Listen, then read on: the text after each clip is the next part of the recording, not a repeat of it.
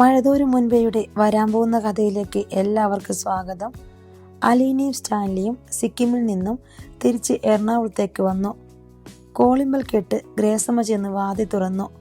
അലീന പുഞ്ചിരിയോടെ നിൽക്കുന്നത് കണ്ട് ഒരു നിമിഷം അവർ അതിശയം പൂണ്ടു. സ്റ്റാൻലി എവിടെയെന്ന് അവർ നാലുപാടും നോക്കി. സ്റ്റാൻലി ഗേറ്റിന് വെളിയിൽ ടാക്സിക്കാരന് പൈസ കൊടുക്കുന്നതേ ഉണ്ടായിരുന്നുള്ളൂ. ഗ്രേസമ്മ ഒന്നും മിണ്ടാതെ അലീനയെ തന്നെ നോക്കി നിമിഷങ്ങളോളം നിന്നു. അലീന രേവതിക്കുട്ടിയെയും കൂട്ടി ആദ്യമായി ഈ വീട്ടിലേക്ക് കയറി വരുന്ന രംഗം അവർ ഓർത്തു. ദുഃഖസ്മൃതികളുടെ തണുത്ത ഏകാന്തതയിലും ഇരുട്ടിലും കഴിഞ്ഞു കൂടിയിരുന്ന അവരുടെ ജീവിതത്തിലേക്ക് രേവതിക്കുട്ടിയെ മാത്രമല്ല അവൾ കൊണ്ടുവന്നത്. സ്നേഹത്തിന്റെ ഊഷ്മളതയും പ്രത്യാശയുടെ വെളിച്ചവും കൂടിയാണ്. പ്രതീക്ഷയറ്റ് വിറങ്ങലച്ചു കിടന്ന അവരുടെ ജീവിതത്തെ രേവതിക്കുട്ടി തന്നെ അവളുടെ സ്നേഹവും പ്രസരിപ്പും ഇച്ഛാശക്തിയും കൊണ്ട് തലോടി ഉണർത്തി സജീവമാക്കിയിരുന്നു. ഇപ്പോൾ അലീന ആ മാതാപിതാക്കളുടെ മൺമറഞ്ഞുപോയ ഏക മകന്റെ കുഞ്ഞിനെ കൂടി വീണ്ടെടുത്ത് നൽകിയിരിക്കുന്നു. നന്ദിയും കൃതജ്ഞതയും സ്നേഹാധിക്യവും ഗ്രേസമ്മയുടെ കണ്ണുകളിൽ മെഴുനീരായി ഓളം വെട്ടി. ഒരക്ഷരവും മിണ്ടാതെ ഗ്രേസമ്മ മെല്ലെ അലീനയെ ആശ്ലേഷിച്ചു. അങ്ങനെ തന്നെ അല്പനേരം നിന്നു. ഇതിന്റെ പേരാണോ ധൃതരാഷ്ട്രലിംഗനം? ചോദ്യം കേട്ട് ഗ്രേസമ്മ മുഖം തിരിച്ചു നോക്കി. അലീന മെല്ലെ ഗ്രേസമ്മയുടെ ആശ്ലേഷണത്തിൽ നിന്ന് മോചിതയായി. നീങ്ങടുത്തു വാ, ധൃതരാഷ്ട്രലിംഗനം എന്താണെന്ന് ഞാൻ കാണിച്ചു തരാം. അലീന രേവതിക്കുട്ടിയുടെ അടുത്തേക്ക് നീങ്ങി. വേണ്ട വേണ്ട, എനിക്ക് കാണണ്ട. രേവതിക്കുട്ടി ചിരിച്ചുകൊണ്ട് പിന്നോക്കം നീങ്ങി. ഇങ്ങ് വാടി, നിന്നെ ഞാനൊന്ന് കെട്ടിപ്പിടിക്കട്ടെ. വേണ്ട, വിമാനത്തിലൊക്കെ കയറി കണ്ട ദൂരദേശത്തൊക്കെ പോയി അലഞ്ഞു തിരിഞ്ഞ് വന്നിരിക്കുക. വല്ല പന്നിപ്പനിയോ പക്ഷിപ്പനിയോ ഒക്കെ പിടിച്ചിട്ടുണ്ടോയെന്ന് ആർക്കറിയാം? അതും പറഞ്ഞ് രേവതിക്കുട്ടി ചിരിച്ചുകൊണ്ടോടി. അലീന രേവതിക്കുട്ടിയെ ഓടിച്ചിട്ട് പിടിച്ചു. സ്റ്റാൻലി സിറ്റൗട്ടിലേക്ക് കയറി വന്നപ്പോൾ ഗ്രേസമ്മ പറഞ്ഞു, ഒന്ന് വിളിച്ചു പറഞ്ഞില്ലല്ലോ, കാർ അയക്കായിരുന്നല്ലോ എയർപോർട്ടിലേക്ക്. ചെന്നൈയിൽ നിന്ന് 2 മണിക്കൂർ വൈകിയാണ് ഫ്ലൈറ്റ് പുറപ്പെട്ടത്, അതുകൊണ്ടാണ് അറിയിക്കാഞ്ഞത്. നെടുമ്പാശ്ശേരിയിൽ വന്നിട്ട് ഞങ്ങൾ വിളിച്ചു പറഞ്ഞ് ഇവിടുന്ന് കാറുമായി വരുന്നതിനേക്കാൾ ഭേദം ഞങ്ങളൊരു ടാക്സി പിടിച്ച് വരുന്നതല്ലേ. ആട്ടെ, മാമച്ചൻ എവിടെ? കൊല്ലത്ത് പോയിരിക്കുക. അവിടെന്താ വിശേഷം? ചോദ്യം കേട്ട് ഗ്രേസമ്മ അമ്പരുന്നു. ഓ, മനസ്സിലായി, കുട്ടി അവിടെയാണല്ലോ അല്ലേ? സ്റ്റാൻലി അബദ്ധം പിണഞ്ഞ പോലെ പറഞ്ഞു. മോളെ അവർ ഇതുവരെ വിട്ടു തന്നില്ല. പക്ഷേ ഇവിടെ ആർക്കും അവളെ കാണാതിരിക്കാനും വയ്യ. വീട് അടച്ചുപൂട്ടിയിട്ട് കൊല്ലത്ത് പോയി താമസിക്കാൻ വയ്യല്ലോ. അതുകൊണ്ട് മാമച്ചായൻ എന്നും കാലത്ത് 10:30 മണിയോടെ ചിന്നുമോളെയും കാറിൽ കയറ്റി ഇവിടെ വരും. വൈകുന്നേരം 4 മണിക്ക് തിരിച്ചു കൊണ്ടുപോകും. 7 മണിയാകുമ്പം ചിന്നുമോളെ ഓർഫനേജിൽ എത്തിച്ചിട്ട് മാമച്ചായൻ രാത്രി ഒരു ഹോട്ടൽ മുറിയിൽ താമസിക്കും. എന്നിട്ട് രാവിലെ മോളെയും കൂട്ടി ഇങ്ങ് പോരും. ഗ്രേസമ്മ മാമച്ചൻ്റെ ടൈം ടേബിൾ വിശദമാക്കി. 100 കണക്കിന് ഫോട്ടോ പ്രിന്റുകൾക്കിടയിൽ കിടക്കയിലിരിക്കുകയായിരുന്നു ഷെറിൻ. അവളുടെ മടിയിലും നിറയെ വർണ്ണചിത്രങ്ങൾ നിരന്നു കിടക്കുന്നു. അതെല്ലാം കഴിഞ്ഞ 2-3 ദിവസങ്ങൾക്കിടയിൽ എടുത്തതാണ്. റാണി ആൻറ്റി, അലീന വിളിച്ചത് കേട്ട് ഷെറിൻ മുഖമുയർത്തി. വാതിൽ കടന്നു വരികയാണ് അലീന. അവൾ കിടക്കക്കരികെ വന്നു. കട്ടിലിൽ നിരന്നു കിടന്ന ഫോട്ടോകൾ എടുത്തു നോക്കി. എല്ലാം ചിന്നുമോളെ കേന്ദ്രീകരിച്ചുള്ള പടങ്ങൾ. ചിന്നുമോൾ തനിയെ നിൽക്കുന്നത്, രേവതിക്കുട്ടിയോടൊപ്പം നിൽക്കുന്നത്, ഗ്രേസമ്മ ഒന്നിച്ച് നിൽക്കുന്നത്, മാമച്ചൻ ചിന്നുമോളെ എടുത്തുകൊണ്ട് നിൽക്കുന്നത്. ഷെറിനും ചിന്നുമോളും മാത്രമായുള്ള ഫോട്ടോകൾ, എല്ലാവരും ഒന്നിച്ചുള്ള പടങ്ങൾ. അലീന കൗതുകത്തോടെ ഫോട്ടോകൾ നോക്കുന്നതിനിടയിൽ ഷെറിൻ എഴുന്നേറ്റ് വന്നു. അലീന അവളുടെ ഇരു ചുമലിലും പിടിച്ചുകൊണ്ട് മുഖത്തേക്ക് ഉറ്റുനോക്കി. റാണി ആൻറ്റിക്ക് സന്തോഷമായോ? ഷെറിൻ വിങ്ങിക്കരഞ്ഞുകൊണ്ട് അലീനയെ മുറുകെ കെട്ടിപ്പിടിച്ചു. കഴിഞ്ഞ 6 വർഷമായി അവൾ അനുഭവിച്ചു കൊണ്ടിരുന്ന ഹൃദയതാപം അത്രയും കണ്ണുനീരായി ഉരുകി വീണ് അലീനയുടെ ചുമൽ നനഞ്ഞു. അലീന ചുരിദാറിന്റെ ഷാൾ കൊണ്ട് അവളുടെ കവിൾത്തടങ്ങൾ തുടച്ചു. ഇനി എന്തിനാ ആൻറ്റി കരയുന്നേ? എന്തുമാത്രം സങ്കടപ്പെട്ടെന്ന് എനിക്കറിയാം. ഇനി കരയരുത്. ഞാൻ എന്ത് തരും നിനക്ക്? ഒന്നുമില്ലല്ലോ എൻ്റെ കയ്യിൽ. എന്തൊക്കെ തന്നാലും തീരുവോ ഈ കടം? എനിക്ക് റാണി ആൻറ്റി ഒന്നും തരണ്ട. എന്നോട് തോന്നുന്ന ഈ സ്നേഹം പോലും ചിന്നുമോൾക്ക് കൊടുത്താൽ മതി. പുനലൂരെ വീട്ടിൽ വെച്ച് കണ്ടപ്പോൾ ഞാൻ റാണിയോട് പറഞ്ഞില്ലേ, ആൻറ്റിയുടെ മോളെ നമുക്ക് കണ്ടുപിടിക്കാമെന്ന്. സത്യം പറഞ്ഞാൽ അത് സാധിക്കുമോ ഇല്ലയോ എന്നൊന്നും അന്നറിയില്ലായിരുന്നു. നഷ്ടപ്പെട്ടു പോയ കുഞ്ഞിനെ തിരിച്ചു കൊടുത്ത് ഈ അമ്മയെ ആശ്വസിപ്പിക്കണേ എന്ന് യേശുവിനോട് അപേക്ഷിക്കുക മാത്രമേ ഞാൻ ചെയ്തിട്ടുള്ളൂ. അതൊരു വിശ്വാസമായിരുന്നു. പക്ഷേ എൻ്റെ വിശ്വാസത്തെക്കാളും വില ആൻറ്റി 6 വർഷം അനുഭവിച്ച സങ്കടത്തിനും ഒഴുക്കിയ കണ്ണുനീരിനുമായിരുന്നു. അതിൻ്റെ പ്രതിഫലമാണെന്ന് കരുതിയാൽ മതി. അകന്നുപോയ അമ്മയെയും മോളെയും കൂട്ടിയോജിപ്പിക്കാൻ ഒരു ചരട് വേണമല്ലോ. യേശു അത് എൻ്റെയും രേവതിക്കുട്ടിയുടെയും പപ്പയുടെയും മേരി ആൻറ്റിയുടെയും ഒക്കെ കയ്യിലൂടെ കോർത്തു തന്നു എന്ന് മാത്രം. എനിക്കിപ്പോഴും വിശ്വസിക്കാൻ കഴിയുന്നില്ല മോളെ, എൻ്റെ പൊന്നിനെ എനിക്ക് ഇത്ര വേഗം തിരിച്ചു കിട്ടിയെന്ന്. ചിന്നുമോളുടെ ഭാഗ്യമാ ആൻറ്റി അത്. അല്ലെങ്കിൽ എത്ര വലിയ അത്ഭുതമാണ് അവളുടെ ജീവിതത്തിൽ സംഭവിച്ചതെന്ന് ആലോചിച്ച് നോക്കിക്കേ. അനാഥയായിരുന്നിട്ടും അവളെ ഞങ്ങളുടെ കയ്യിലല്ലേ കിട്ടിയത്. ബ്രിജിത്ത മമ്മിയുടെയും എൻ്റെയും രേവതിക്കുട്ടിയുടെയുമൊക്കെ ഓമനയായിട്ടല്ലേ അവൾ വളർന്നത്. ഞങ്ങളെ പിരിഞ്ഞ സങ്കടമേ അവൾ അനുഭവിച്ചിട്ടുള്ളൂ. പക്ഷേ അതുകൊണ്ടല്ലേ അവൾക്ക് സ്വന്തം മമ്മിയെ കിട്ടിയത് തന്നെ. അലീന അതിയായ സന്തോഷത്തോടെ പറഞ്ഞു. മുഴുവൻ ക്രെഡിറ്റും അലീന ചേച്ചിക്ക് കൊടുത്ത് കളയല്ലേ ചേച്ചി. എനിക്ക് അസൂയ വരും.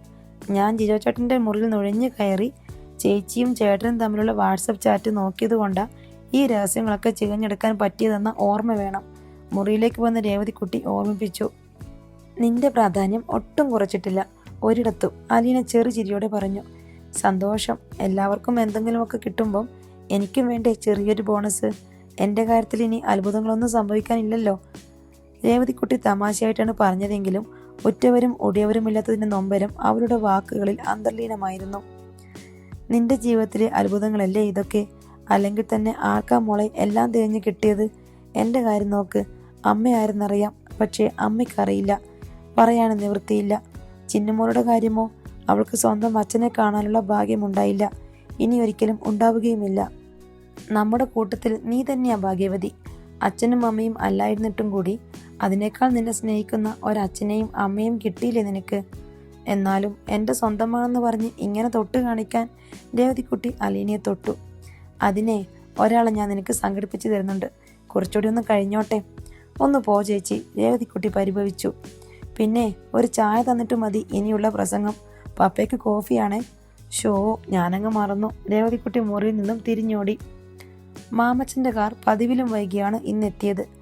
അയാൾ വരുന്നതും കാത്ത് അലീനയും രേവതിക്കുട്ടിയും ഷെറിനും പൂമുഖത്ത് തന്നെയുണ്ടായിരുന്നു. ചിന്നുമോൾ തനിയെ ഫ്രണ്ട് ഡോർ തുറന്ന് ഇറങ്ങി സിറ്റൗട്ടിൽ വന്ന് നിൽക്കുന്നവരെ നോക്കി. എല്ലാവരും അങ്ങനെ അവളെ തന്നെ നോക്കി നിൽക്കുന്നത് കണ്ടിട്ട് അവൾക്ക് നാണം വന്നു. അലീന സിറ്റൗട്ടിൽ നിന്ന് തിടുക്കത്തിലിറങ്ങി ചെന്നു. മോളു, ഒട്ടും നനയ്ക്കാതെ അലീനയുടെ കണ്ണു നിറയുകയും കണ്ടമിടറുകയും ചെയ്തു. ചിന്നുമോളെ തൻ്റെ നെഞ്ചിലേക്ക് വാരി അണയ്ക്കുമ്പോൾ സ്വന്തമെന്ന പദത്തിൻ്റെ അർത്ഥവും വ്യാപ്തിയും ഒരിക്കൽ കൂടി അവൾ തിരിച്ചറിഞ്ഞു. ഇതിനു മുൻപും അവൾ എത്രയോ തവണ ചിന്നുമോളെ തൊട്ടിരിക്കുന്നു. അവളെ ലാളിക്കുകയും നെഞ്ചോടണയ്ക്കുകയും മടിയിൽ കിടത്തി ഉറക്കുകയും ചെയ്തിരിക്കുന്നു. അന്നൊന്നും അറിയാത്ത ഒരു കാന്തിക വൈദ്യുത തരംഗം തൻ്റെ ഉള്ളിൽ ഓരോ പരമാണുവിലും പ്രകമ്പനം കൊള്ളുന്നു. ഞരമ്പുകളെ ത്രസിപ്പിച്ചുകൊണ്ട് ചോരയിലൂടെ കുതിച്ചു പായുന്നു. കടപ്പാട്ടൂരെ അച്ഛൻ്റെയും തൻ്റെ പപ്പയുടെയും സാമീപ്യത്തിൽ നിന്ന് മുൻപും ഈ വ്യത്യാസം ഞാൻ വേർതിരിച്ചറിഞ്ഞിട്ടുണ്ടെന്ന് അലീന ഓർത്തു. അച്ഛനോട് പരിഭവിക്കാനും പിണങ്ങാനും ദേഷ്യപ്പെടാനും കൊഞ്ചാനുമെല്ലാം സ്വാതന്ത്ര്യമുണ്ടായിരുന്നെങ്കിലും ആ സ്വാതന്ത്ര്യം ഉപയോഗിക്കാനുള്ള ധൈര്യവും ആത്മവിശ്വാസവും തനിക്കില്ലായിരുന്നു. പക്ഷേ പപ്പയുടെ അടുത്ത് അങ്ങനെയല്ല. വേണമെങ്കിൽ പപ്പയുടെ ചെവിക്ക് പിടിക്കാം, കൈവീശി ചെകിട്ടത്ത് 2 അടി തന്നാലും ഒരു മടിയും കൂടാതെ സ്വീകരിക്കാം. രേവതിക്കുട്ടി കളിയായിട്ടാണെങ്കിലും അല്പം മുൻപ് പ്രകടിപ്പിച്ച നൊമ്പരം എവിടെയാണ് വിങ്ങിപ്പൊട്ടുന്നതെന്നും അലീനയ്ക്ക് മനസ്സിലായി. അസൂയെന്നും മാമച്ചനങ്ങളും താനുമൊക്കെ കളിയാക്കാറുള്ള ആ നൊമ്പരം ആത്മാവിൽ നിന്ന് വരുന്നതാണ്. രേവതിക്കുട്ടിക്ക് എല്ലാവരുമുണ്ട്, പക്ഷേ ഇതുപോലെ അണച്ചു പിടിക്കുമ്പോൾ സ്വന്തം വന്ന സ്നേഹപാരവശ്യത്തിൻ്റെ വിദ്യുത് പ്രവാഹം അവൾക്ക് കിട്ടുന്നില്ല. അലീന ചിന്നുമോളെ തെല്ലടർത്തി അവളുടെ മുഖം കൈക്കുമ്പിളിലെടുത്ത് സൂക്ഷിച്ചു നോക്കി. ചിന്നുമോൾ നാണിച്ച പുഞ്ചിരിയോടെ നിൽക്കുകയാണ്. കള്ളി, അലീന വിളിച്ചപ്പോൾ അവൾക്ക് ചിരി വന്നു. ഉമ്മതാടി. അവൾ മടിയോടെ സിറ്റൗട്ട് നിൽക്കുന്നവരെ നോക്കി. നാണമാണോ? അലീന അവളുടെ മൂക്കിന് തുമ്പത്ത് മൂക്കുരസി. ചിന്നുമോൾ ചിരിച്ചു. എന്നിട്ട് അലീനയുടെ കഴുത്തിലൂടെ കൈ ചുറ്റി കെട്ടിപ്പിടിച്ച് കണ്ണിൽ മുത്തമിട്ടു. അലീന ഉമ്മ ചോദിച്ചാൽ അവൾക്ക് കൊടുക്കാതിരിക്കാൻ പറ്റില്ല. എന്തെന്നാൽ സ്നേഹനികേതനിൽ വെച്ച് അലീന അവളെ നിക്ഷേപിച്ചിട്ടുള്ളത് 1000 ഉമ്മകളാണ്. ഇനിയെന്താ? ഇനിയും. അലീന ചോദിച്ചതിലും കൂടുതൽ അവൾ ഉമ്മ കൊടുത്തു. ഒടുവിൽ വീണ്ടും അവളെ മാറോടണച്ചു പിടിക്കവേ അലീനയ്ക്ക് കരച്ചിൽ വന്നു. തൻ്റെ സ്വന്തമായിരുന്ന ഈ പൊന്നോമന സ്നേഹനികേതനത്തിൽ എത്ര വർഷം ഒരനാഥ കുഞ്ഞായി ജീവിച്ചു. ആങ്ങളയുടെയും പെങ്ങളുടെയും മക്കളായി തങ്ങൾ ഇരുവരും തമ്മിൽ തിരിച്ചറിയാതെ.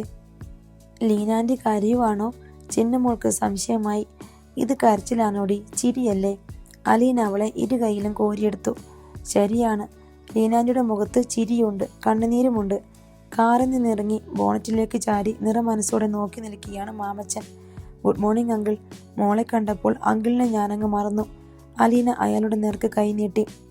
മാമച്ചൻ തൻ്റെ 2 കരങ്ങൾ കൊണ്ട് അവളുടെ കൈത്തലം പൊതിഞ്ഞു പിടിച്ചു. നിന്നോട് ഞാൻ എന്താ പറയേണ്ടത്? എന്നോടൊന്നും പറയണ്ട. ദാ നിൽക്കുന്നു ഒരുത്തി. അലീന സിറ്റൗട്ടിൽ നിൽക്കുന്ന രേവതിക്കുട്ടിയുടെ നേർക്ക് കൈ ചൂണ്ടി. എല്ലാം അവളോട് പറഞ്ഞാൽ മതി. അവളല്ലേ അങ്കിളെ എല്ലാറ്റിനും മുൻകൈ എടുത്തതും കണ്ടുപിടിക്കാൻ ഉത്സാഹിച്ചതും. കൊടുക്കാനുള്ളതൊക്കെ അവൾക്ക് കൊടുത്താൽ മതി. ആ ഇങ്ങ് പോരട്ടെ പോരട്ടെ, രേവതിക്കുട്ടി സിറ്റൗട്ടിൽ നിന്ന് പറഞ്ഞു. ഞാനിവിടെ JCBയുടെ കൈയുമായിട്ട് നിൽക്കുക, കിട്ടുന്നതെല്ലാം വാരിയെടുക്കാൻ. അലീന ചിന്നുമോളെയും കൊണ്ട് കയറി ചെന്നു. അവളെ രേവതിക്കുട്ടിയുടെ നേർക്ക് വച്ചു നീട്ടി. ദാ പിടിച്ചോ, ഇതിനേക്കാൾ വില പിടിച്ചതൊന്നും നിനക്ക് കിട്ടാനില്ല. രേവതിക്കുട്ടി അവളെ ഏറ്റെടുത്തു. എന്നിട്ട് ന്യായാധിപയെ പോലെ ചോദിച്ചു, ആരോട് ചോദിച്ചിട്ടാ ചിന്നുമോളെ ലീനാൻറ്റിക്ക് ഉമ്മ കൊടുത്തത്? ലീനാൻറ്റി ചോദിച്ചിട്ട്? ആരോട് ചോദിച്ചിട്ടാണെന്ന്? അതല്ലേ പറഞ്ഞ ലീനാൻറ്റി ചോദിച്ചിട്ടാണെന്ന്. ബുദ്ധൂസേ, നിന്നെ കൊണ്ട് തോറ്റു. ഇനി ഉമ്മയൊന്നും ഇങ്ങനെ വാരിക്കോരി കൊടുക്കരുത് കേട്ടോ. ഭയങ്കര വിലയുള്ള സാധനമല്ലേ, കൊടുക്കണേന്റെ ഇരട്ടി വാങ്ങിച്ചെടുത്തോളണം, ഇല്ലെങ്കിൽ നമ്മുടെ സ്റ്റോക്ക് തീർന്നു പോകും. ചിന്നുമോൾ സമ്മതിച്ച് തലയാട്ടി. അക്ഷമയും ആകാംക്ഷയും കൊണ്ട് ചിന്നുമോൾ തന്നെ കണ്ണുറപ്പിച്ചെന്ന് ഷെറിന്റെ കയ്യിലേക്ക് രേവതിക്കുട്ടി കുട്ടിയെ കൊടുത്തു. ഇതാ, ഇനി നിങ്ങളായി, നിങ്ങളുടെ പാടായി. ഷെറിൻ ചിന്നുമോളെ വാങ്ങുന്നതും മാറോടണച്ച് പിടിക്കുന്നതും അപ്പോൾ അവളുടെ മുഖത്ത് വന്നു നിറഞ്ഞ സ്നേഹപാരവശ്യവും നിൽവൃതിയും എല്ലാം സൂക്ഷിച്ച് നോക്കിക്കൊണ്ട് നിൽക്കുകയായിരുന്നു അലീന. അതുപോലൊരു കുട്ടിയാവാൻ ആ നിമിഷം അവളും ആഗ്രഹിച്ചു പോയി. എന്നിട്ട് കടപ്പാട്ടൂരെ വീട്ടിൽ അമ്മയുടെ മുന്നിൽ ചെന്ന് നിൽക്കണം. ഞാൻ അമ്മയുടെ മോളാണ് എന്ന് പറയണം. അമ്മ തന്നെ ഇതുപോലെ നെഞ്ചോട് ചേർത്ത് പിടിച്ച് തഴുകുമോ? ഇതുപോലെ നെറുകയിൽ മുകരുമോ? ഈ അമ്മയെപ്പോലെ തൻ്റെ അമ്മയും വാത്സല്യാതിരേകത്തോടെ തൻ്റെ കണ്ണുകളിലേക്ക് നോക്കുകയും തൻ്റെ മുഖം ഉമ്മകൾ കൊണ്ട് മൂടുകയും ചെയ്യുമോ? കണ്ണിൽ നീർക്കണങ്ങൾ ഊറിക്കൂടിയിട്ട് അലീനയുടെ കാഴ്ചയിൽ നിന്നും ഷെറിനും ചിന്നുമോളും മറ്റുള്ളവരും അപ്രത്യക്ഷരായി. പകരം കടപ്പാട്ടൂരെ വീടിന്റെ പൂമുഖത്ത് നിൽക്കുന്ന സ്വന്തം അമ്മയുടെ രൂപം ഉൾക്കണ്ണിൽ തെളിഞ്ഞു. അമ്മയുടെ കണ്ണുകളിൽ രോക്ഷാഗ്നി കത്തിയാളുന്നു. അമ്മയുടെ മുഖം കോപാധിക്യം കൊണ്ട് ചുവന്ന് വിറയ്ക്കുന്നു. പുറത്തേക്ക് കൈ ചൂണ്ടി അമ്മ ആക്രോശിക്കുന്നു. കടക്കിടി പുറത്ത്. അലീനയുടെ മുഖം താണു. കണ്ണിൽ നിന്ന് നീർത്തുള്ളി തുളുമ്പി. ആർക്കും മുഖം കൊടുക്കാതെ അവൾ അകത്തേക്ക് നടന്നു. സ്റ്റാൻലി കുളിച്ച് വേഷം മാറി ലോബിയിലേക്ക് വന്നപ്പോൾ മാമച്ചൻ അവിടെ കാത്തിരിപ്പുണ്ടായിരുന്നു. താഴത്തെ നിലയിൽ നിന്ന് സംഭാഷണങ്ങളും ചിരിയും കേൾക്കാനുണ്ട്. മാമച്ചൻ എഴുന്നേറ്റ് സ്റ്റാൻലിക്ക് അഭിവാദ്യം അർപ്പിച്ചു. സ്റ്റാൻലി തിരിച്ചു. അവർ സംസാരിച്ചു കൊണ്ടിരിക്കെ ഗ്രേസമ്മയും രേവതിക്കുട്ടിയും കൂടി മുകളിലേക്ക് വന്നു. രേവതിക്കുട്ടി ഒരു ട്രേയിൽ കൂൾ ഡ്രിങ്ക്സ് എടുത്തിരുന്നു. ഷെറിൻ പലഹാര പ്ലേറ്റുകൾ അടുക്കിയ ട്രേയുമായി പുറകെ വന്നു. ആഹാ, ഇവളിവിടുത്തെ വീട്ടുകാരിയായോ? സ്റ്റാൻലി അനുജത്തിയെ നോക്കിയിട്ട് മാമച്ചന്റെ നേർക്ക് നോട്ടം തിരിച്ചു. എപ്പോഴേയായി, രേവതിക്കുട്ടി പറഞ്ഞു. സ്റ്റാൻലി 2 കവിൾ നാരങ്ങ ജ്യൂസ് കുടിച്ചിട്ട് ഗ്ലാസ് ട്രേയിൽ വെച്ചു. എന്നിട്ട് അന്നത്തെ ന്യൂസ് പേപ്പർ ടീപ്പോയിൽ നിന്നെടുത്ത് മറിച്ചു നോക്കാൻ തുടങ്ങി. അലീന ചിന്നുമോളെയും കൊണ്ട് കോണിപ്പടി കയറി വരുന്നുണ്ടായിരുന്നു. അവൾ ചിന്നുമോളെ സ്റ്റാൻലി വിടർത്തി പിടിച്ചിരുന്ന പത്രത്തിന്റെ മുൻപിൽ കൊണ്ടുചെന്ന് നിർത്തി. പപ്പ, ഇതാരാണെന്ന് പറയാമോ? സ്റ്റാൻലി ഇപ്പോഴാണ് ശ്രദ്ധിച്ചത്. ഒരു ചെറിയ ബാലിക. ബുദ്ധി തെളിഞ്ഞു വരാൻ 2 സെക്കൻഡ് എടുത്തു. ഇത് ഷെറിന്റെ കുട്ടിയായിരിക്കണമല്ലോ. ചിന്നുമോൾ അല്ലേ? ശരിയല്ലേ എന്ന മട്ടിൽ അയാൾ മറ്റുള്ളവരെ നോക്കി. അവരുടെ മുഖഭാവങ്ങളിൽ നിന്ന് സംഗതി ശരി തന്നെയെന്ന് അയാൾ ഊഹിച്ചു. ഹലോ, സ്റ്റാൻലി ഷെയ്ഖാന്റെ കൈനീട്ടി. ചിന്നുമോൾ സംശയിച്ച് അലീനയെ നോക്കി. ലീനാൻറ്റിയുടെ പപ്പയാ, ഷെയ്ഖാന്റെ കൊടുത്തേക്ക്, അലീന പറഞ്ഞു. ചിന്നുമോളും കൈനീട്ടി. സ്റ്റാൻലി ആ കൈ പിടിച്ച് ചെറുതായി ഉലച്ചു. Nice to meet you. അനന്തരം ചിന്നുമോളുടെ കൈവിട്ട് അയാൾ വീണ്ടും പത്രവായനയിൽ മുഴുകി. അലീന പെട്ടെന്ന് ചിന്നുമോളെ എടുത്ത് സ്റ്റാൻലിയുടെ മടിയിലേക്ക് വെച്ചു കൊടുത്തു. സ്റ്റാൻലിയുടെ മുഖം വിവരണമായി. മോൾ ഇവിടെ ഇരുന്നോ കേട്ടോ, അലീന പറഞ്ഞു. എൻ്റെ പൊന്നുമോളുടെ സ്വന്തം മംഗള ഇത്. ആ മീശയും തണ്ടും തടിയും ഒന്നും കണ്ട് മോൾ പേടിക്കണ്ട. മോൾക്ക് അങ്കിളിൻ്റെ തോളെ കയറിയിരിക്കാം, മീശയെ പിടിച്ച് വലിക്കാം, മൂക്ക് പിടിച്ച് കശക്കാം, തലമുടി ചികയാം, എന്തും ചെയ്യാം. ഈ അങ്കിളിൻ്റെ ഒരേയൊരു മരുമകളല്ലേ ഈ ചിന്നുമോൾ. ദേഷ്യം കൊണ്ട് സ്റ്റാൻലിയുടെ മൂക്ക് ചുവന്നു. അലീന സോഫയിൽ അയാളോട് ചേർന്നിരുന്നു. എന്നിട്ട് പതുക്കെ പറഞ്ഞു, പപ്പയ്ക്ക് അരിച്ചം വരുന്നുണ്ടെന്നൊക്കെ എനിക്കറിയാം. ഇത്തിരി വന്നോട്ടെ. സ്വന്തം അനുജത്തിയുടെ മോള. ജനിച്ചപ്പോൾ മുതൽ 6 വർഷം ഓർഫനേജിൽ അനാഥ കുഞ്ഞായി ജീവിച്ചിട്ട് വരികയാ. ഉണ്ടോന്ന് പോലും അറിയില്ലായിരുന്നു. എന്നിട്ട് ആ കുഞ്ഞ് അടുത്തു വന്ന് നിന്നപ്പം നൈസ് ടു മീറ്റ് യു. തീർന്നു അമ്മാവന്റെ കടമ. സ്റ്റാൻലി അവളുടെ നേർക്ക് രൂക്ഷമായി നോക്കി. സ്വന്തം മോളെ മടിയിലിരുത്തിയിട്ടില്ലല്ലോ. ആ കടം കുറച്ച് ഇങ്ങനെയെങ്കിലും തീരട്ടെ. എന്നിട്ട് അവൾ ചിന്നുമോളോട് പറഞ്ഞു, മോളു അങ്കിളിന്റെ ദേഹത്തേക്ക് നല്ല പോലെ ചാരിയിരുന്നോട്ടോ. അങ്കിളിന് ഏറ്റവും ഇഷ്ടമുണ്ടായിരുന്ന അമ്മയുടെ പേരാ മോൾക്ക് തന്നിരിക്കുന്നത്. അത് ഓർക്കുമ്പം അങ്കിളിന് മോളോടുള്ള ഇഷ്ടം കൂടും. അലീന തന്നെ അവളെ പിടിച്ച് സ്റ്റാൻലിയുടെ നെഞ്ചിലേക്ക് ചാരിയിരുത്തി. അലീന തൊട്ടടുത്തിരുന്നതിനാൽ ചിന്നുമോൾ ശങ്കയൊന്നും പുറമേ കാണിച്ചില്ല. എല്ലാവരും തന്നെ ശ്രദ്ധിക്കുന്നുണ്ടെന്ന് കണ്ട് സ്റ്റാൻലിക്ക് അല്പം കുറച്ചിൽ തോന്നി. അയാൾ പത്രമെടുത്ത് വായിക്കാൻ ശ്രമിച്ചപ്പോൾ ചിന്നുമോൾ ഒന്നുകൂടി ഒതുങ്ങിയിരുന്നു. അവൾ വീഴാതിരിക്കാനുള്ള ഒരു വേലി പോലെ അയാളുടെ ഇടം കൈ അകന്നു നിലകൊണ്ടു. ചിന്നുമോൾ ഏതാനും നിമിഷം പത്രത്തിലേക്ക് നോക്കിയിരുന്നു. പിന്നെ പതിയെ മുഖമുയർത്തി സ്റ്റാൻലിയെ നോക്കി. സ്റ്റാൻലിയും ആ നിമിഷം ചിന്നുമോളുടെ നേർക്ക് നോട്ടം തിരിച്ചു. ഷെറിന്റെ കുഞ്ഞ്. ഷെറിനെ ഇത്രയും ചെറുതായി കണ്ടിട്ടുള്ളത് അയാൾ ഓർത്തു. പുനലൂരെ തറവാട്ടിൽ അവധിക്ക് വരുന്ന പട്ടാളക്കാരനെ നോക്കിക്കൊണ്ട് സങ്കോചത്തോടെ മാറി നിൽക്കുന്ന പെൺകുട്ടി. കട്ടി മീശയും വലിയ ശരീരവുമുള്ള സൈനികനെ അവൾക്ക് ഭയമായിരുന്നു. അപ്പോൾ ചിന്നുമോൾ അയാളെ നോക്കി മടിച്ചു മടിച്ച് പുഞ്ചിരി തൂകി. സ്റ്റാൻലിയും ഒന്ന് മന്ദഹസിച്ചു. അതോടെ അവൾ ഒന്നുകൂടി സ്റ്റാൻലിയുടെ നെഞ്ചിലേക്ക് ചേർന്നിരുന്നു. അലിവുള്ള ഒരിളം ചൂട് അരിച്ചു കയറി ദേഹമെമ്പാട് വ്യാപിക്കുന്നത് പോലെ സ്റ്റാൻലിക്ക് തോന്നി. വേലി കെട്ടിയതുപോലെ അകറ്റിപ്പിടിച്ചിരുന്ന ഇടത് കൈകൊണ്ട് സ്റ്റാൻലി അവളുടെ പിഞ്ചുടലിനെ പൊതിഞ്ഞു. തൻ്റെ പപ്പ ഒരുപക്ഷെ ജീവിതത്തിൽ ആദ്യമായിട്ടാണ് ഒരു കുഞ്ഞിനെ ഇങ്ങനെ വാത്സല്യത്തോടെ ചേർത്ത് പിടിക്കുന്നതെന്ന് അലീനയ്ക്ക് തോന്നി. സന്തോഷം കൊണ്ട് അവളുടെ മിഴി നിറഞ്ഞു. ത്യാഗഭവനത്തിന്റെ ഓഫീസിൽ വച്ചായിരുന്നു ചർച്ച. ചിന്നുമോളെ അവളുടെ അമ്മയ്ക്ക് വിട്ടുകൊടുത്തു എന്ന് സ്ഥാപിക്കാൻ അല്പം ബുദ്ധിമുട്ടുണ്ടെന്ന് സിസ്റ്റർ സുപ്പീരിയർ വ്യക്തമാക്കി. അനാഥ കുഞ്ഞിന് അമ്മ എവിടുന്ന് വന്നു? അത് ശരിയായ അമ്മ തന്നെയാണോ? ആണെങ്കിൽ അമ്മയും കുഞ്ഞും എങ്ങനെ വേർപെടുത്തപ്പെട്ടു? ഈ ചോദ്യങ്ങളെല്ലാം ഉയർന്നു വന്നാൽ ഉത്തരം പറയേണ്ടി വരിക ത്യാഗഭവനത്തിലെ കന്യാസ്ത്രീകളായിരിക്കും. ഒടുവിൽ മാമച്ചനും ഗ്രേസമ്മയും ചേർന്ന് ചിന്നുമോളെ ദത്തെടുക്കുന്നതാണ് സുരക്ഷിതമെന്ന് ഇരു കൂട്ടരും തമ്മിൽ ധാരണയായി. ദത്തെടുക്കലിന്റെ മാനദണ്ഡങ്ങൾ പാലിക്കപ്പെട്ടാൽ മാത്രം മതി. തെളിവും സാക്ഷികളും ഒന്നും വേണ്ട. പക്ഷേ ദത്തെടുക്കുന്നവർക്കായിരിക്കും കുട്ടിയെ സംബന്ധിച്ച പൂർണ്ണമായ ഉത്തരവാദിത്വവും അവകാശവും. നാളെ ഒരിക്കൽ ഷെറിൻ അവകാശവാദം ഉന്നയിച്ചാൽ തന്നെ കുട്ടിയെ വിട്ടുകിട്ടിയെന്ന് വരില്ല. ഷെറിനാണ് തീരുമാനമെടുക്കേണ്ടത്. നല്ലപോലെ ആലോചിച്ചിട്ട് മതി, മാമച്ചൻ പ്രത്യേകം ഓർമ്മിപ്പിച്ചു. മാമച്ചനും ഗ്രേസമ്മയും കൂടി തൻ്റെ കുട്ടിയെ ദത്തെടുക്കുന്നതിൽ ഷെറിന് യാതൊരു വിസമ്മതവും ഇല്ലായിരുന്നു. അവരുടെ മകന്റെ കുഞ്ഞ് അവർക്കാണ് കൂടുതൽ അർഹതയും അവകാശവുമെന്ന് ഷെറിൻ കരുതി. അങ്ങനെ ഉഭയസമ്മതപ്രകാരം അഡോപ്ഷൻ ഡീഡ് തയ്യാറാക്കി. അതിൽ സിസ്റ്റർ സുപ്പീരിയറും മാമച്ചനും ഗ്രേസമ്മയും ഒപ്പിട്ടു. അലീനയും സ്റ്റാൻലിയും സാക്ഷികളായും ഒപ്പുചാർത്തി. അതിനുശേഷം കൈമാറ്റ ചടങ്ങ്. ചിന്നുമോളെ ഏറ്റുവാങ്ങുമ്പോൾ ഗ്രേസമ്മയ്ക്ക് കരച്ചിൽ വന്നു. മാമച്ചൻ ഒരു ചെക്ക് എഴുതി ഒപ്പിട്ട് കവറിൽ അടക്കം ചെയ്ത് സിസ്റ്റർ ആഗ്നസിനെ ഏൽപ്പിച്ചു. ഇത് ഞങ്ങളുടെ ഒരു സന്തോഷത്തിന്, അയാൾ പറഞ്ഞു. അലീനയും രേവതിക്കുട്ടിയും കൂടി ഓർഫനേജിലെ കുട്ടികൾക്ക് ലഡുവും ജിലേബിയും വിതരണം ചെയ്തു. ചിന്നുമോൾ ത്യാഗഭവനത്തിലെ തൻ്റെ കൊച്ചു കൂട്ടുകാരോടെല്ലാം യാത്ര പറഞ്ഞു. പോവാണേ ചിന്നുമോൾ, പോവാണേ എന്ന് പറഞ്ഞുകൊണ്ട് അവൾ വലിയ ചേട്ടന്മാരുടെ അടുത്തും ചേച്ചിമാരുടെ അടുത്തും പോയി ഒടുവിൽ സിസ്റ്റേഴ്സിനോടും യാത്ര പറഞ്ഞു. പോവാണേ, ഞാൻ പോയിട്ട് വരാം കേട്ടോ, അവൾ പറഞ്ഞുകൊണ്ടിരുന്നു. കന്യാസ്ത്രീകളും അവർക്ക് യാത്രാമംഗളം നേർന്നു. ത്യാഗഭവനത്തിന്റെ കോമ്പൗണ്ടിന്റെ വെളിയിൽ വന്ന് കാറിൽ കയറാൻ നേരം ഗ്രേസമ്മ ചിന്നുമോളെ ഷെറിന്റെ കയ്യിൽ ഏൽപ്പിച്ചു കൊടുത്തു. ഇത് നിന്റെ മോളാണ്. നിനക്കുള്ള അത്രയും അവകാശം ഈ ലോകത്ത് മറ്റാർക്കുമില്ല. ദത്തെടുക്കലും ഒപ്പിടലുമെല്ലാം വെറും ചടങ്ങ് മാത്രം. സ്റ്റാൻലിയും അലീനയും രേവതിക്കുട്ടിയും കൂടി സ്റ്റാൻലിയുടെ കാറിൽ കയറി. മാമച്ചനും ഗ്രേസമ്മയും ഷെറിനും ചിന്നുമോളും മാമച്ചന്റെ കാറിലും കയറി. ഇനി നേരെ കുളത്തൂപ്പുഴയ്ക്കാണ് യാത്ര. അതിനുശേഷം തൊട്ടടുത്ത ദിവസം പുനലൂരിലേക്ക്. ഔതക്കുട്ടിച്ചയൻ രാവിലെ മുതൽ കൊട്ടാരമറ്റം തറവാടിന്റെ സിറ്റൗട്ടിൽ തന്നെയുണ്ട്. ആൽബർട്ടിന്റെയും ഔസേപ്പച്ചന്റെയും വാഹനങ്ങൾ മുറ്റത്ത് കിടപ്പുണ്ട്. റോബർട്ടിന്റെ ജീപ്പ് കാർ പോർച്ചിലും. കൊട്ടാരമറ്റം തറവാട്ടിൽ ഇന്ന് കുടുംബയോഗം നടത്തണമെന്ന് സ്റ്റാൻലി കർക്കശ നിർദ്ദേശം വച്ചതനുസരിച്ചാണ് എല്ലാവരും വന്നുകൂടിയിരിക്കുന്നത്. ഒഴിവു ദിവസമായതിനാൽ ആർക്കും അസൗകര്യം പറഞ്ഞ് ഒഴിഞ്ഞു നിൽക്കാൻ പറ്റുമായിരുന്നില്ല. എല്ലാവരും ഒന്നിച്ചുകൂടി അടിയന്തരമായ ചില തീരുമാനങ്ങൾ എടുക്കേണ്ടതുണ്ട് എന്നായിരുന്നു സ്റ്റാൻലി ഔസേപ്പച്ചനെയും ആൽബർട്ടിനെയും റോബർട്ടിനെയും ഫോൺ ചെയ്ത് അറിയിച്ചിരുന്നത്. കുട്ടികൾ ഈ ഒത്തുകൂടൽ ഒരു ആഘോഷമാക്കി. വീടിനുള്ളിൽ തലകുത്തി മാറിയുന്നതിന്റെ ബഹളം സിറ്റൗട്ടിലും കേൾക്കാമായിരുന്നു. ലാലിച്ചായന്റെ ഉദ്ദേശം എന്താണെന്ന് അറിയില്ലല്ലോ. അപ്പച്ചനോട് വല്ലതും പറഞ്ഞായിരുന്നോ? ഇടയ്ക്ക് ഔസേപ്പച്ചനും ആൽബർട്ടും മാറി മാറി ഔതുക്കുട്ടിയോട് ആരാഞ്ഞു. ഏയ്, എനിക്കൊന്നും അറിയില്ല. അവൻ എന്നോടൊന്നും പറഞ്ഞില്ല. കഴിഞ്ഞ 2 തവണ അയാൾ കുളത്തൂപ്പുഴയിൽ പോയിരുന്നു. 2 തവണയും വീട് അടച്ചിട്ടിരുന്നു. ആൻ്റപ്പനും പൗലോസും വൈജവും രാജപ്പനും മാത്രമേ അവിടെ ഉണ്ടായിരുന്നുള്ളൂ. സ്റ്റാൻലിയും ഷെറിനും അലീനയും കൂടി എവിടേക്കോ യാത്ര പോയിരിക്കുകയാണ്. എന്നാണ് തിരിച്ചു വരികയെന്ന് അവർക്കും അറിഞ്ഞുകൂടാ.